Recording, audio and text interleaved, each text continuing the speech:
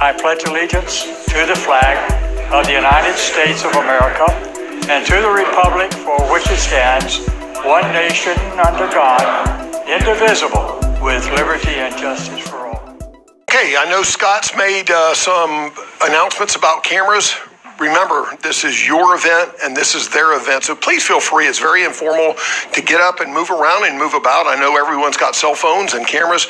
Come on up and take all the pictures you want. Don't stand way back in the back, because you're going to try to stand back in the back to not bring attention to yourself. Well, the sheriff's just going to bring attention to you anyway by calling you out in front of everybody. So please feel free. This is your event. It's very informal. We will take pictures. We have a public information officer, and she'll take high quality and professional grade photos. We'll make them available to you, but we want you to feel good about taking that perfect picture with your own device if you choose to do that.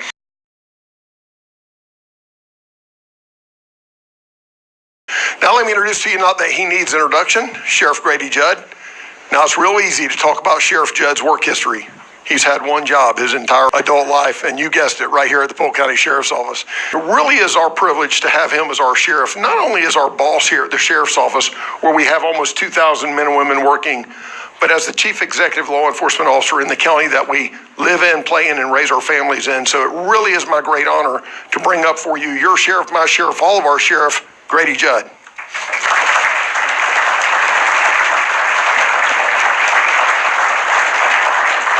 Thank you very much for being with us today. It is my honor to be your sheriff and to be here for this ceremony. And let me explain how you become part of our work team and work family. The job that these young men and women will do is dangerous. Quite frankly, it's more emotionally dangerous than it is physically dangerous. If they follow the training and the rules and use the equipment that we give them, we reduce the probability significantly of them having a horrific event occur to them. The most dangerous thing most of these men and women will do is drive a patrol car. We drive 1.25 million miles a month in this agency. This is a 24/7 operation. With the exception of secretaries, administrative support, and some office positions, we operate as wide open at 2 o'clock in the morning as we do 2 o'clock in the afternoon.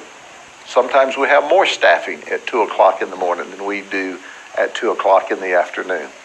This is an all-the-time job. It's 24 hours a day, 7 days a week.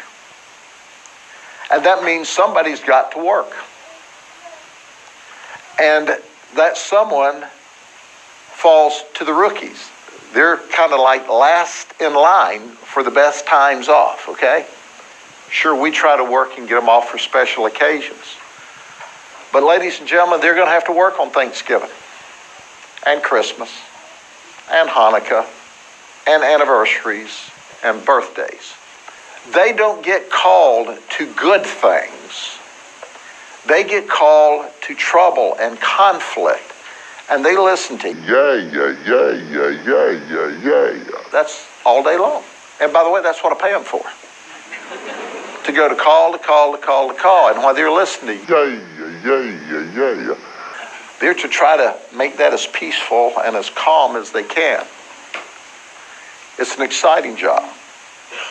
It's a fun job. I still wake up most mornings before the alarm goes off in order to come to work.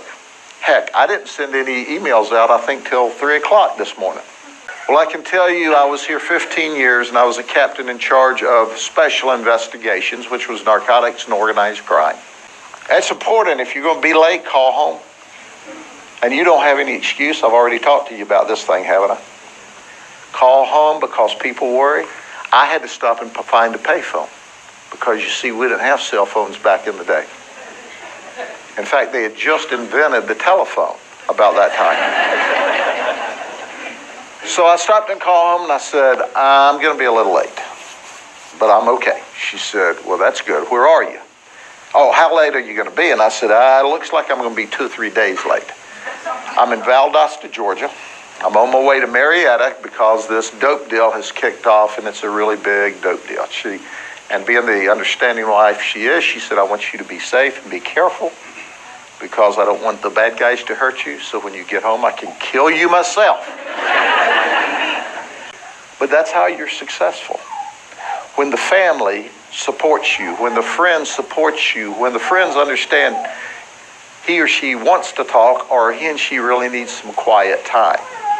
Because it is stressful when you're going out making people's lives better or protecting people in very difficult times. So folks, at the end of the day, thank you for being part of our work family and work team. And now we'll move on to what these folks really want, and that's to be sworn in as a deputy sheriff. Please come forward to be sworn in.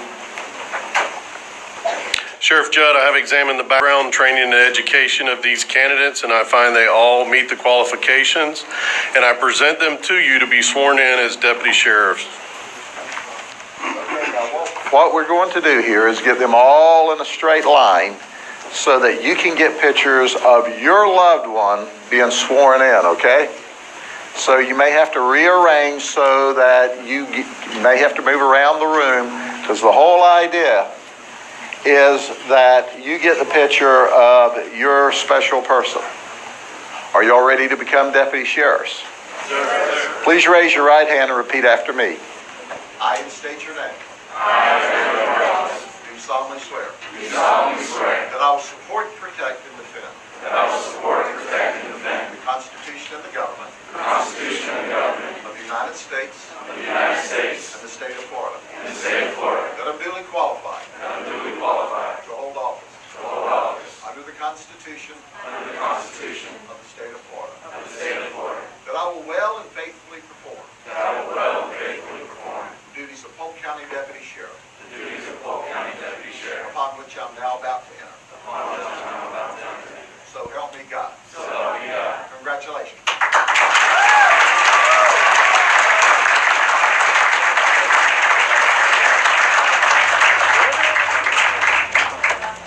The first real test, can you find your seat? Because we got this in some kind of an order, and we're going to start pinning badges.